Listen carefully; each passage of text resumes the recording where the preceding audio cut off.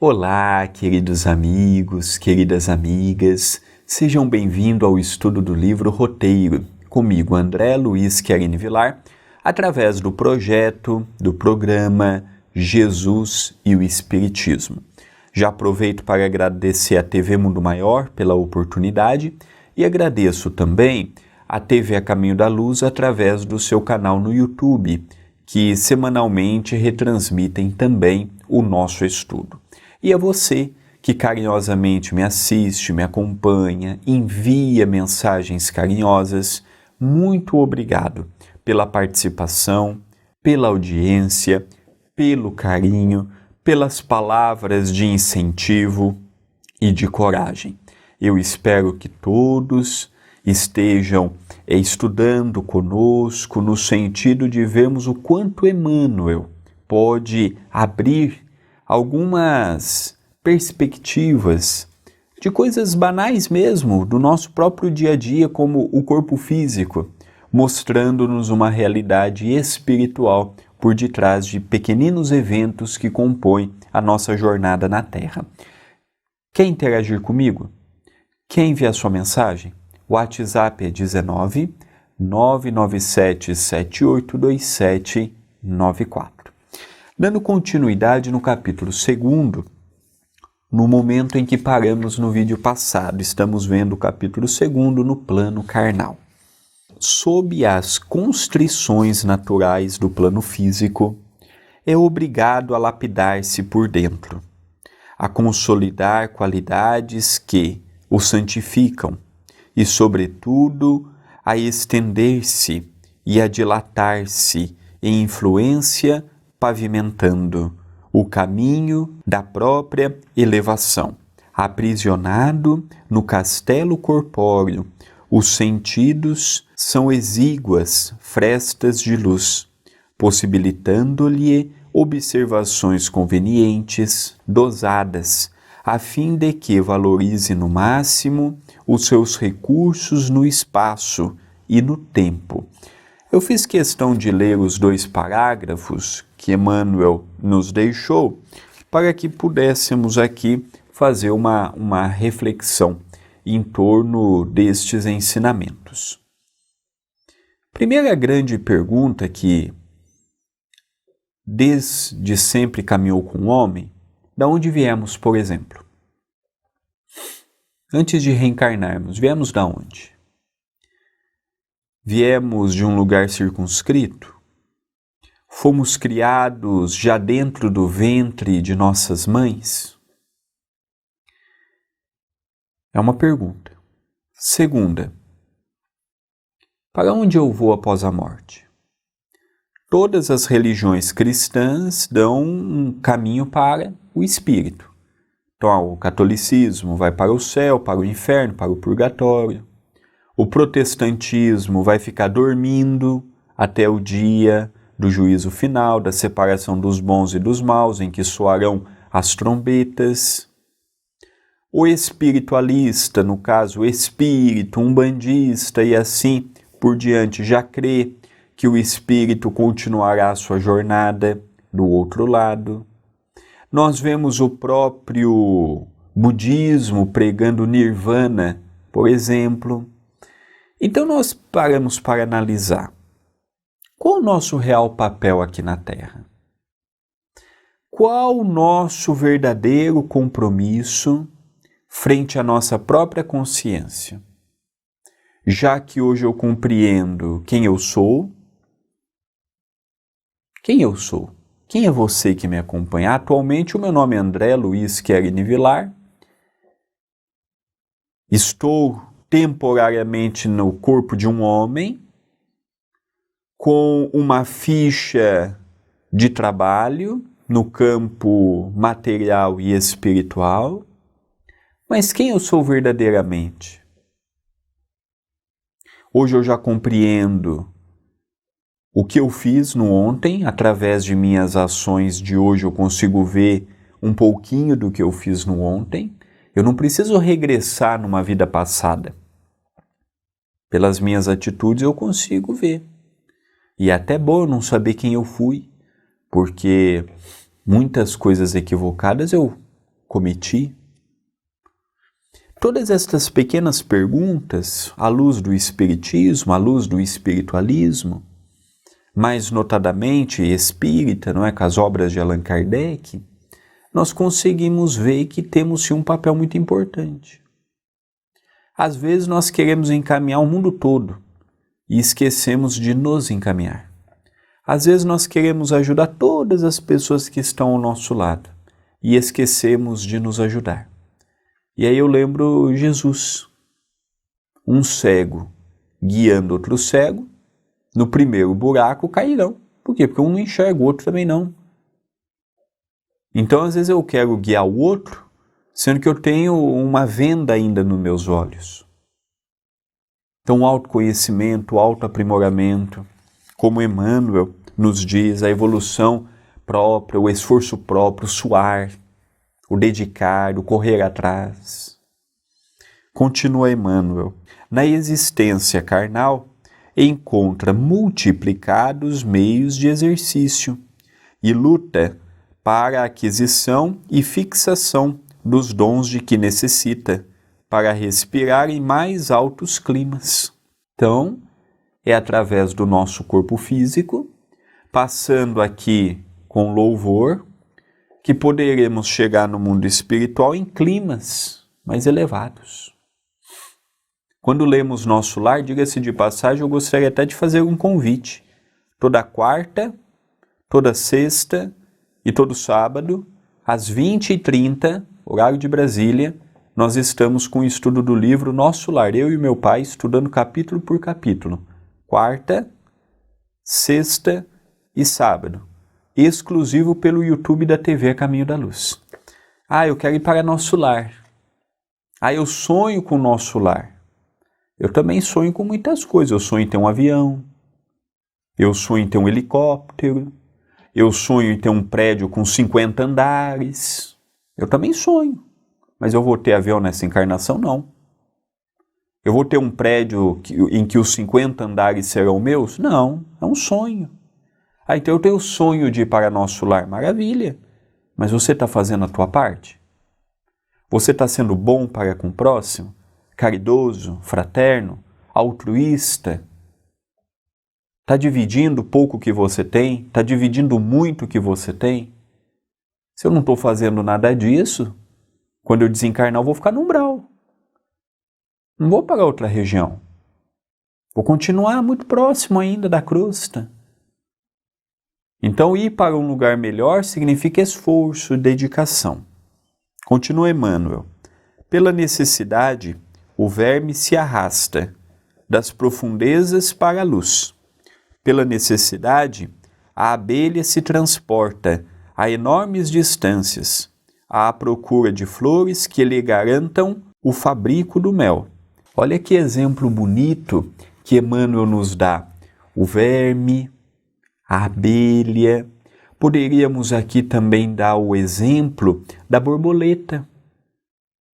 A borboleta tem que romper o casulo num tempo hábil, se não falta também do que respirar e do que alimentar, desencarnando ali dentro do próprio casulo, ela precisa ter aquela força para sair.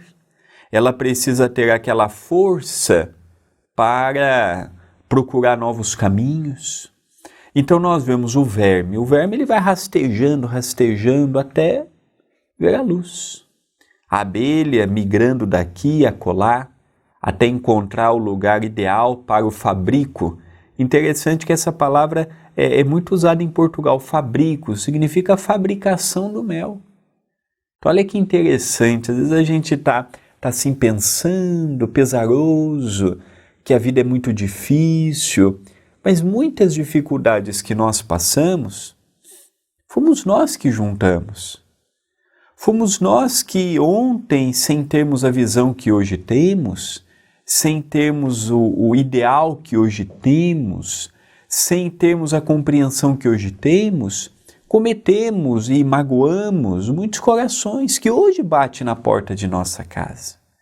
Alguns em formas de filhos, outros a esposa, o marido, outros no trabalho, outros dentro do próprio centro espírita. Então o convite é rompermos estes laços que ainda nos prendem, que ainda nos torturam, que ainda limita muito a nossa própria vontade, porque às vezes ficamos magoados e aquilo paralisa o nosso caminhar, mas que Emmanuel nos deixa muito claro que é estes momentos que passamos na Terra. Ele vai usar uma expressão bonita agora, que eu vou ler no início do próximo bloco, falando do túnel de sombra. Não é o que muitas vezes nós vemos, olho para um lado, tudo preto, olho para o outro, tudo preto, olho para frente, não enxergo a luz, e aí? Estou sozinho. Não vejo ninguém, estou abandonado. Esqueceram de mim, não consigo ver, não consigo reparar o que está ao meu lado. E aí, muitas vezes, quem tem depressão agrava a depressão, quem tem ansiedade agrava a ansiedade, quem tem pensamentos de suicídio, aquilo se torna mais presente. Por quê? Porque ele naquele momento não está vendo pelas dificuldades imersas ao seu lado. Mas nós vamos dar uma parada, porque senão vamos já antecipar os comentários que efetuaremos com a leitura seguinte. Se quiser entrar em contato comigo, o WhatsApp do programa é 19 997 7827 94. Interaja comigo, mande a sua mensagem, mande a sua pergunta, envie o seu comentário, que ele é muito importante. Vamos dar uma rápida parada e já retornaremos.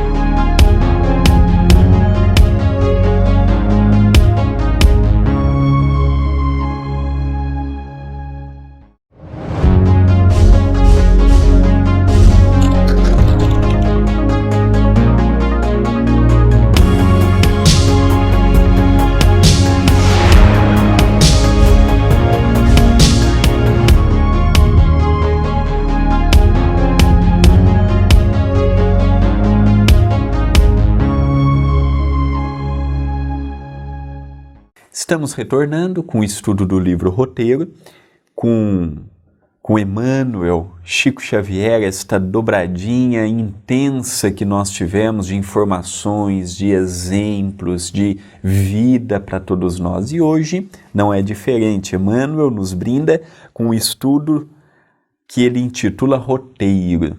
Se seguirmos este roteiro, nós encontraremos coisas extraordinárias, como por exemplo hoje, tanto neste programa quanto no programa passado, nós estamos vendo ele falando a respeito do corpo carnal, da importância de estarmos aqui, da importância de nos descobrirmos, da importância de não valorizarmos tanto o que não dá certo, valorizarmos sim o que dá certo, valorizarmos sim o que possuímos, valorizarmos sim o que nos fora emprestado. Continua Emmanuel. Assim também, pela necessidade de sublimação, o espírito atravessa extensos túneis de sombra na terra, de modo a estender os poderes que lhe são peculiares. Então, de existência em existência, nós vamos tendo a oportunidade de passar por esses túneis de sombras, estarmos aqui apesar da beleza física, apesar da beleza dos monumentos, dos objetos e da natureza, é ainda sentimentalmente, moralmente ainda um vale de sombras, mas nós já percebemos, nós já notamos que com a visão espírita nós conseguimos passar pela Terra de modo diferente. Hoje nós compreendemos melhor a frase de Paulo: tudo vos é lícito, mas nem tudo vos convém. Por que tudo me é lícito? Porque eu tenho livre-arbítrio. Eu posso ir, eu posso vir, mas nem tudo me convém, porque para cada plantio haverá uma colheita.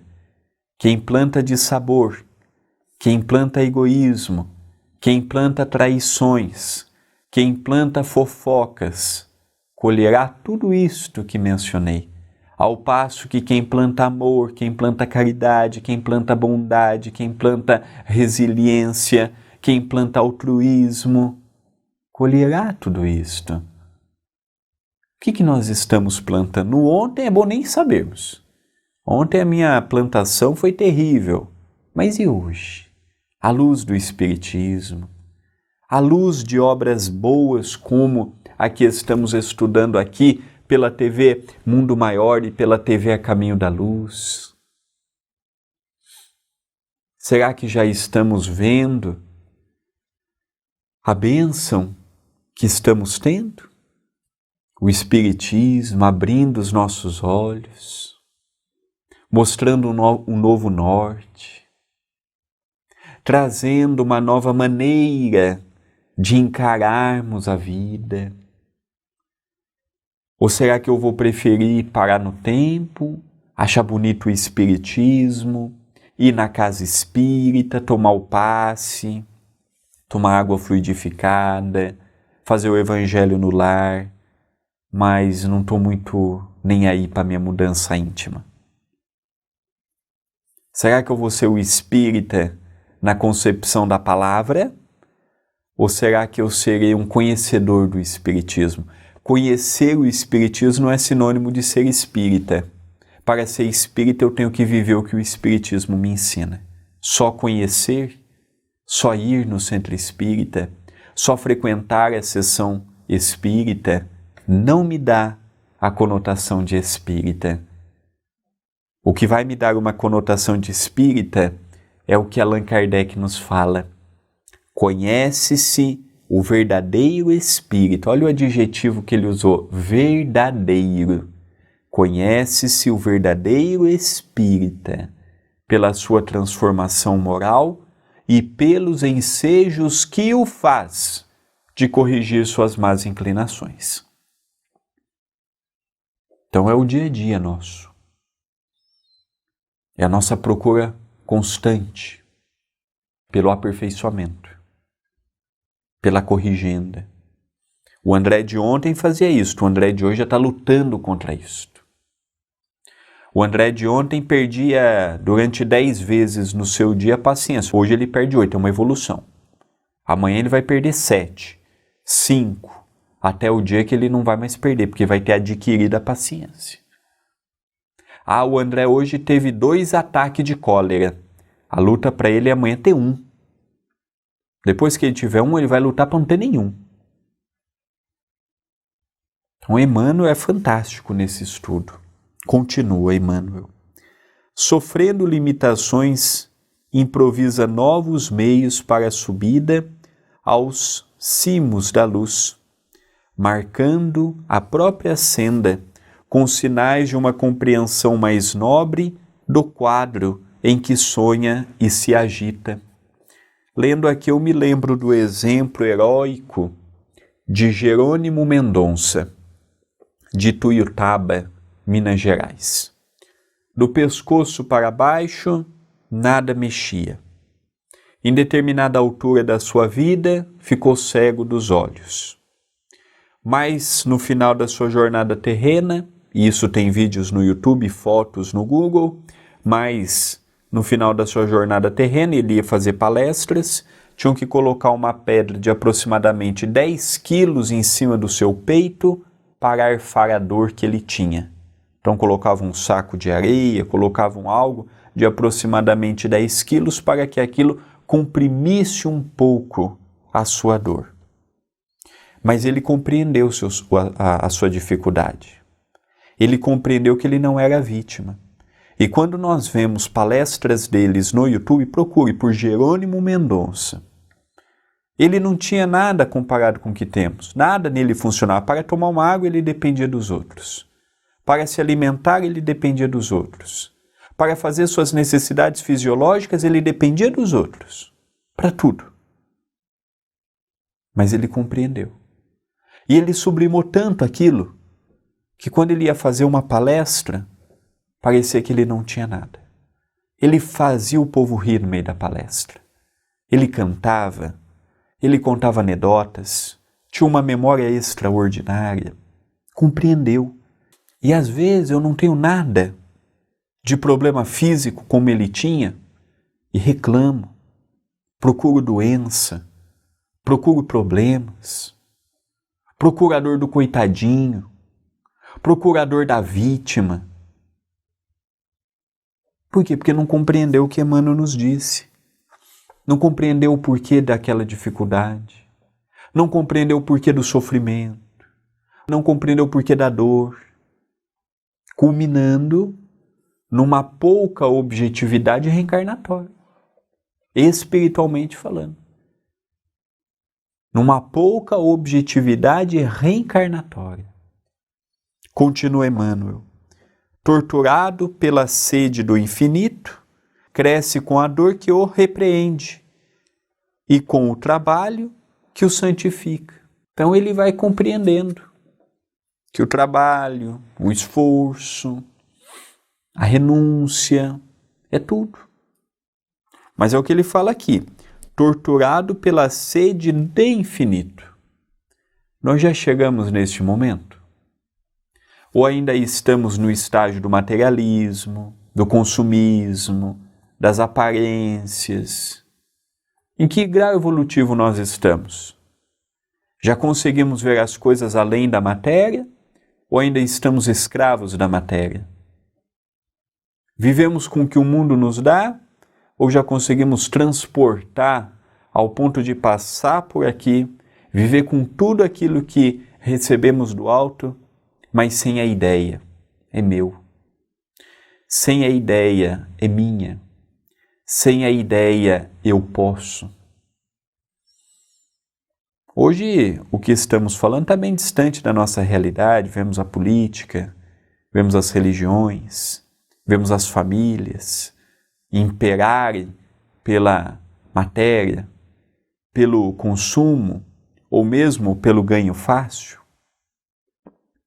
Então Emmanuel nos fala que mais cedo ou mais tarde, invariavelmente despertaremos os nossos sentidos, as nossas aptidões, cresceremos como seres humanos e teremos sim, a partir daí, uma sociedade melhor.